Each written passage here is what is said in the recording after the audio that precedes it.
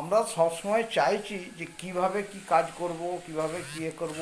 আমি চাইছি তো নতুন করে ফেস করে আমার যে ভয়েসটা যে আমার থাকবে সেইভাবে সকলেই আমাকে দেখতে চায়, ভালো ভালো টপিক বলতে চাই।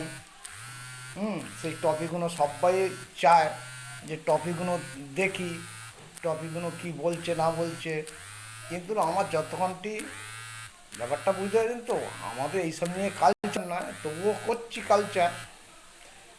তো কালচার করছি, কালচার যতক্ষণটি চেষ্টা করা যাচ্ছে, মানুষ ওটার জন্য অনেক চেষ্টা করে, কিন্তু